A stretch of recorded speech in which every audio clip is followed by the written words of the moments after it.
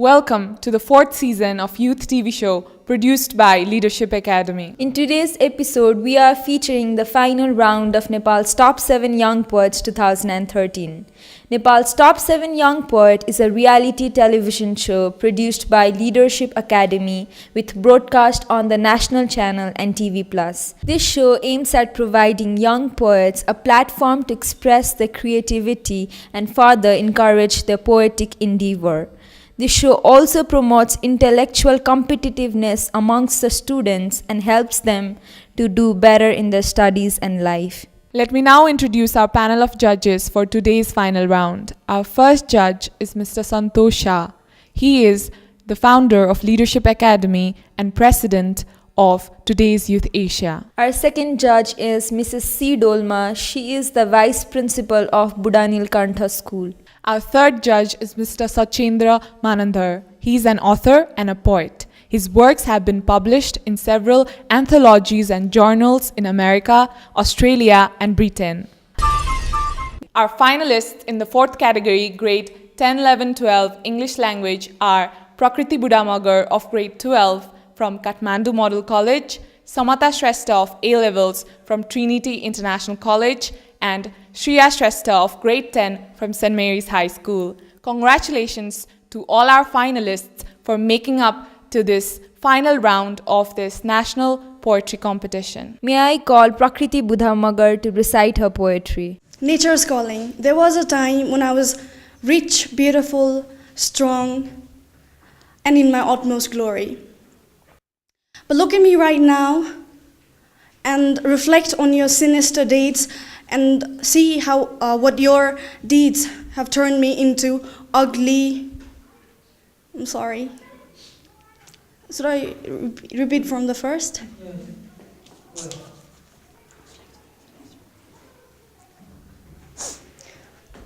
There was a time when I was rich, beautiful, and in my utmost glory. But look at me right now and reflect on your sinister deeds which have turned me old, frail, sinister. Oh my gosh. There was a time when I was rich, strong, beautiful, and in my utmost glory. But look at me right now and reflect on your sinister deeds which have turned me old, frail, wretched, and ugly. I'm left bewildered and skeptical by your worthless and useless technology, and I fear that one day I'll be the ultimate source of your human misery. I remember my glorious youth when I used to be so giving. But you'll have a rude awakening if you think that I can't be taking. I realize that you and me are in a stage of collision, and that you've suffered equally enough in the sweltering heat, but I want you to ponder upon the fact that for all your deeds, I am what is spent. I want to plant a seed of courage, compassion, and change in your hideous heart. And I want you to understand and realize the urgency of now for the sake of me, for the sake of you, and for the sake of your human act. I got the power of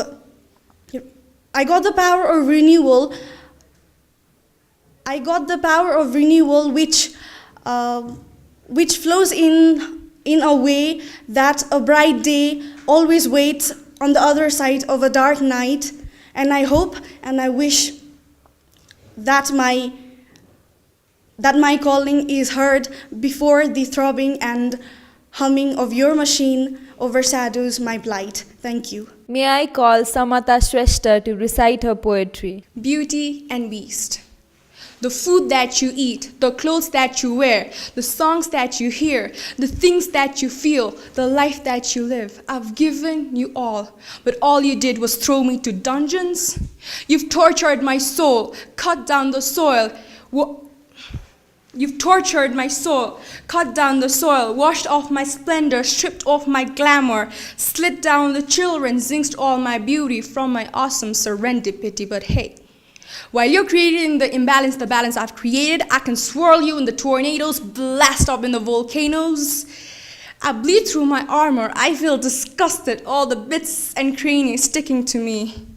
My resonating youth disguised in black and blue, but let me remind you, my anger's been dormant for a while, but can burn you to ashes.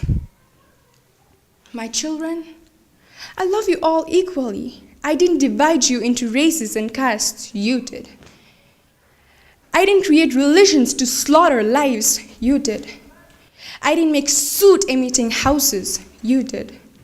All I gave you was apt resources to live and let live, to grow and nurture, to at least protect your own planet. So dust off your ego and realize where you're standing, on your mother's lap. Thank you. I'd like to call Shreya Shrestha to recite her poetry. Her war. It was a gift of nature to all mankind, meant to use wisely and to spend well. But they were not as kind as they seemed. They used it for fire and spent it for wealth. Fire that gave them endless warmth, melted the snow and overflowed the seas. Trees that gave them a shade and helped, now were cut down helplessly. Nature endured because she thought she would heal. She thought with time her pain would fade away. But she worsened and worsened every day while still waiting for an apology. And then came the moment that signaled the end, the inevitable climax that was sure to come, when nature unleashed all her elements and humans witnessed hell come undone. When the end was over, nature cooled down. She saw.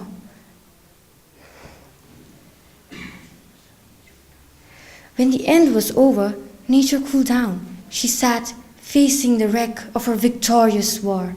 And from then on, humans would not offend because she would never bear them again. Thank you. Now we will have the second round of poetry recitation. Humans reply. Nature, as an answer to your calling, I've realized that the ravages of time and my deed in you has been all too evident. I'm sorry and I seek for forgiveness for being greedy, selfish, and for being so indifferent. I ask you not to hang any more onto your past and live in the memories. And I think this waiting for change must have been a whole series of eternities. I promise you that I shall restore all your glory and bring back all your beauty. Because I've suffered equally enough. And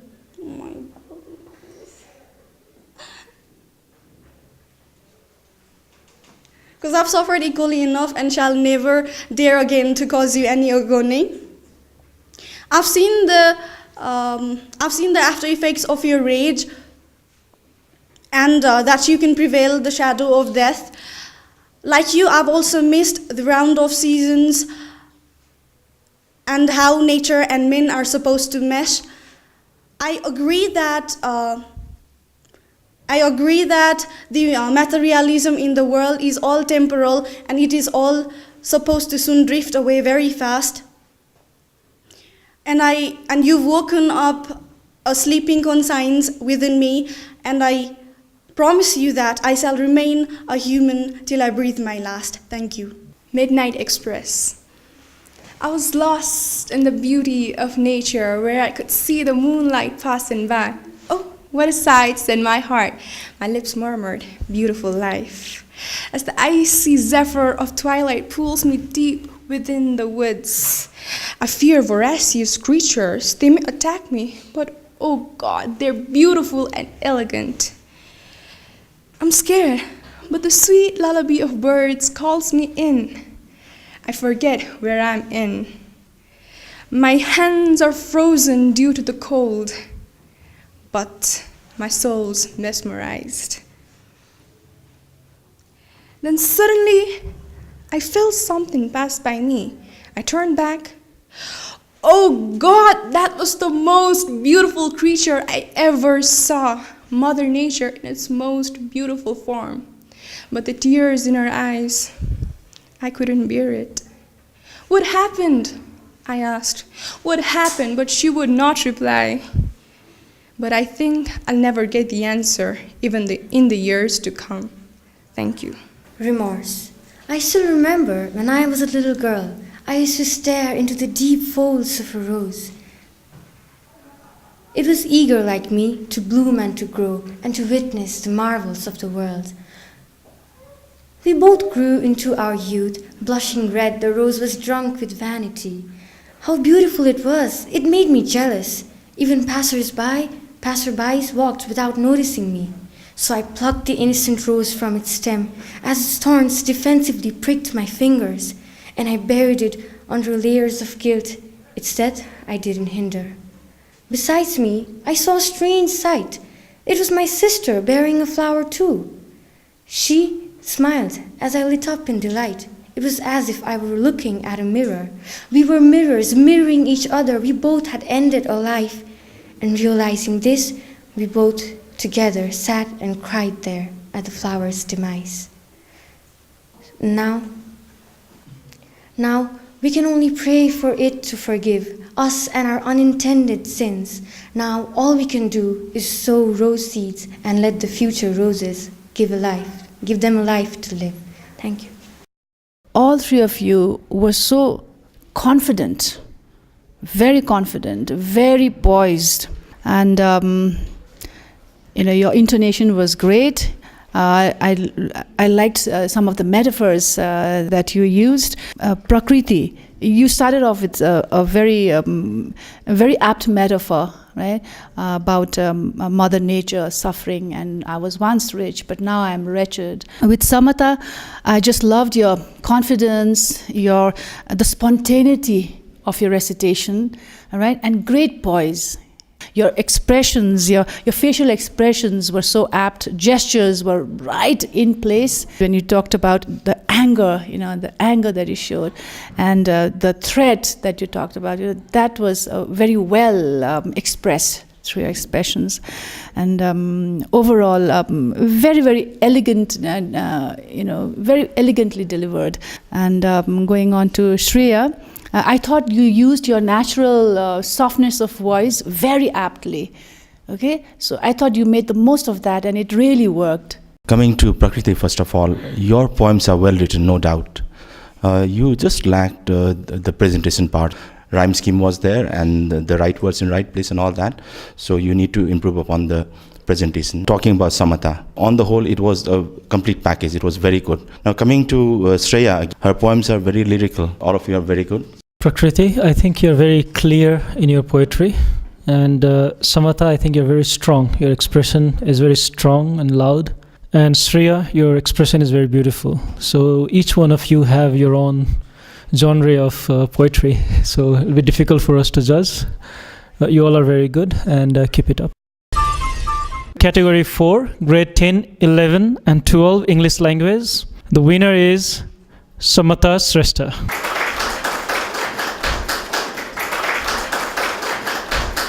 We have come to the end of today's final round. If you are a student studying between grade 7 and bachelor's level, you can apply for Nepal's Top 7 Young Poets 2014. The application submissions are now open. You can call our office at 425-7250 or 980-203-2195 or send us an email at youthtya@gmail.com. We will be back next week with another episode of Youth TV Show. Have a nice week. Namaste.